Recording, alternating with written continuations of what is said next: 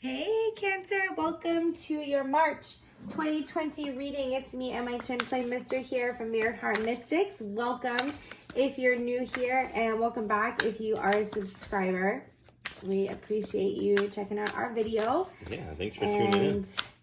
We appreciate all your likes, subscriptions, shares, and comments, and just letting us get our message out there. So thank you so much. Yeah, and let us know if you like our new setup we got going on here. Yeah, or our setup in general. Maybe it's not new to you. Maybe this is the first time you've been here and you haven't seen anything That's different. true, right. Which, by the way, we've got other videos, so go check them out. We are going to deliver to you, Cancer, your monthly reading for March 2020. And so just a couple of things that are happening in March. We have the full moon in Virgo on the 9th. We have the new moon in Aries on the 24th. Aries season starts around the 21st, 20th, 21st, depending on where you are. And then the spring equinox is on the 20th. So, Yeah, it in sure the northern is. hemisphere. Yeah, and that's a great time for new beginnings and growth and things to start fresh, because just like the flowers that start blooming in the springtime, it's all about growth. all the stuff has just died from the winter time, and there's no card out, and there's a card on the table. There we go. You did not shuffle. I did not shuffle them. No, you got all. Maybe that was the one that was supposed to go out. It might have been. It'll come back out if it's supposed to. But let's see. You were all up in that new. I was energy. feeling that new energy. Yeah. I was like, hey, listen, Mercury just went direct. Oh yeah, that happens on the 9th. It did. It goes direct right on the cusp of that full moon. So it's like, we're getting out of the retroSHADE. Well, at the end of the month we get out of retroSHADE. But yeah, the full moon is right when Mercury goes direct, and I think God placed that perfectly for us to just really release all the things we've been revisiting, and all the awareness that we've received, and finally just letting it go with the supermoon so that we can really just work with a clean slate. So let it go, let it go. What we're doing is looking at the energy for everyone in March, and also how that plays out in the human experience. So the divine feminine energy, which we all have feminine and masculine energy in us, and it's about our divine wisdom and sacred knowledge. For you Cancerians, you're being asked to stay focused. So when that feminine energy drops and comes in, and it's that sacred wisdom and that divine knowledge, and it's your gut and your intuition, try to just receive it and not necessarily focus too much on what it's trying to teach you or trying to tell you, and just just kind of look over it, see it, but look over it, I feel like. Because if you look too much directly at it, or if you pay too much attention to it, you're going to attach too much of your logic and your explanations and your rationalizations to it, too much emotion to it. And the feminine energy really just wants to sit, and it wants to kind of build until you actually understand it. So staying focused, I feel like just stay focused on what it is that you're working on and what it is that you're doing. Hold the course that you're on while receiving that information. All right, so let's check out the masculine energy. Let's do it. We have Journey by Moonlight. Oh, there's emotions. So yeah, I do feel like it is leading with your emotions, as you know, if you're trying to find your way, and like at Cancer, nighttime. the moon is rule happiest with Cancer. With Cancer. Mm-hmm. Yeah, and I feel like if you think about wandering around at night and you're just getting by with the moonlight, I mean, you can't really see all of your surroundings, so you just kind of, you got to go by faith, and you got to kind of go with your instincts and your intuition. So I do feel like doing those things will help you to stay focused and and to move forward with this next part of your journey. So let's look deeper into that. Sash, I'm so sorry. So yeah, there's some new agreements coming in, and for your feminine energy, you could doubt this situation. Like, it feels like it's really doubtful. My mister did mention faith, so I think that just trusting your faith. This is the feminine clarifier, so this isn't what you're actually going to do, but it's that you're going to just, if you have someone that you're making agreements with or learning something with, maybe it's work related, or it's in a relationship, or like there's just a new agreement with someone significant in your relationship, and it's not so much about what are you going to do about it, it's how are you going to shift your mind about the situation. And then once you can shift your mind from the situation, that's when you can make progress, and that's when there'll be this victory. And I know that you probably still won't trust it even when you do see it. There's a lot of trust issues, I guess, attached to this person or situation, or just maybe from your experience, you know, you've been burned before. So on an energetic level, it's like you're starting to, I feel like your actions are fairly aligned. Maybe your actions are good and your beliefs are really being worked on. So let's look a little bit more. I think those 2 cards are interesting because go ahead. In the first one, he's like, I don't know that I want to take this. But then in the second one, like he's holding it up and then he's like, oh, I can't believe you're showing it off. He still doesn't believe it. So yeah, we've got Knight of Wands, so much wand energy. So there's definitely like a new path that you're on.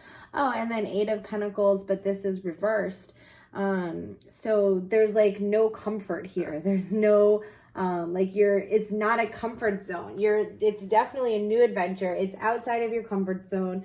So maybe you're just unsure of how to like respond in it. But with the Knight of Pentacles on the masculine side, it's like you're taking great steps forward. You're moving in the direction that you need to move. The shitty part is your mentality about it and what you're thinking about it. Yeah. And it feels uncomfortable because you believe it's uncomfortable, but it's really sweet. It's a good spot to be in. Yeah, I feel like that pairs well with the first 2 cards with you said out of your comfort zone. Just because somebody else looks and appears to be more confident about things doesn't necessarily mean that they don't have their own insecurities that they battle with for other situations. So it's like don't just take what you see for face value. It's just dig beyond the surface. And if you look at someone and like you're like, why are they so confident? Why are they so expressive? Right. Why are they so happy? Why are they so spiritual? Why are they so well spoken? Right. Because they've done the work. That's why. It's not even that. It's a couple of things. Number one, just acknowledge that you admire that about them. Yeah. You admire that about them, and it's something that you can learn from them. And so like just allow yourself to connect with them and allow yourself to just like learn from them. And I think you'll start to see that you actually are not so far out of your comfort zone. Right. That you can learn a lot and you can grow a lot from this and evolve a lot from this. Yeah. So what does it look like in your experience, your human experience? We have vegetarian. And when I see this card, of course, I do think that just making more conscious decisions while we eat is important. So making,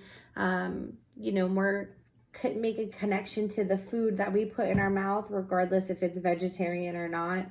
Also to drink some more water, and then like not only watch what you feed your body, but watch what you're feeding your mind. Watch what you're like, what's on your social media feeds as well. Like watch what you're feeding yourself. I think this is more of a mindset than anything. Yeah. Clear eating and clear foods and I should say clean eating, clean foods. They help you have a clean mentality as well. And I think that's really the focus for our Cancer viewers. All right. Let's see how we can maneuver through this. How are we going to maneuver through it? So we've got the Page of Feathers.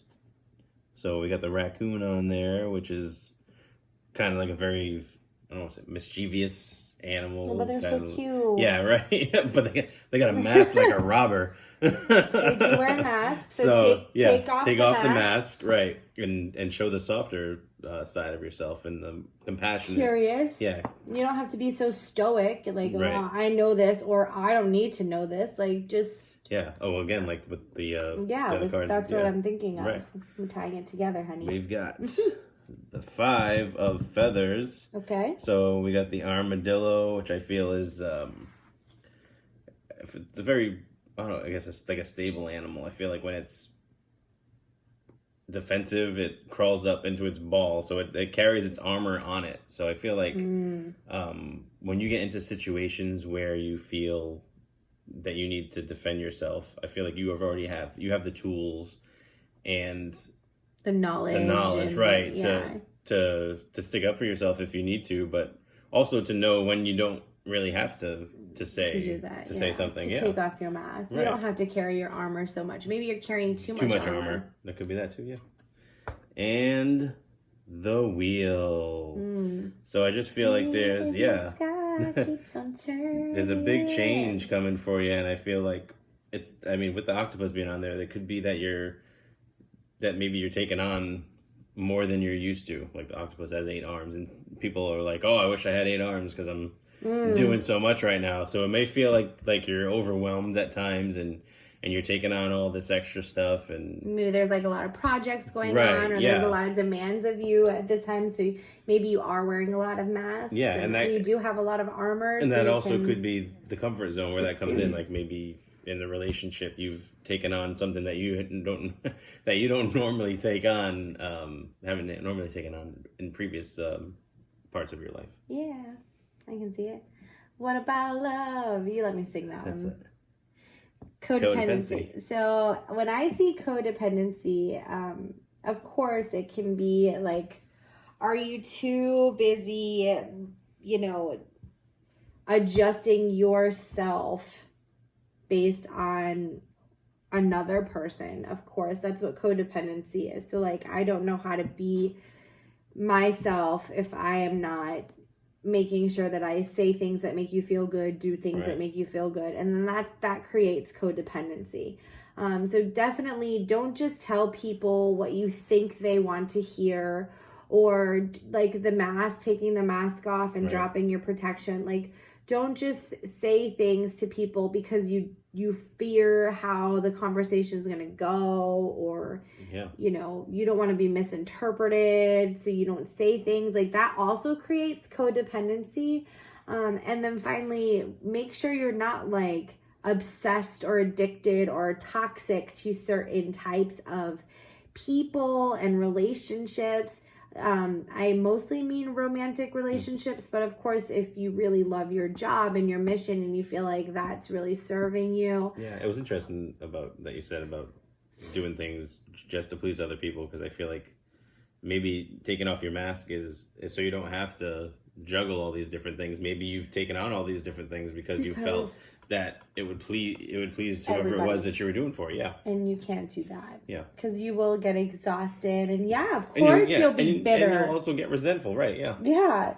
You can see then why there's a resentness. Right. And why you've putting on all this armor. It's no coincidence that the armadillo is right. The armadillo. Armadillo. Oh, I nailed it. You liked that one. I gotcha. She'll be here all week. I gotcha. So, that's what we have for you, our Cancer viewers. So hopefully this brought you some inspiration, some guidance as you go about your month, and it offers you some clarity. And we wish you all the very best. Take care. Bless.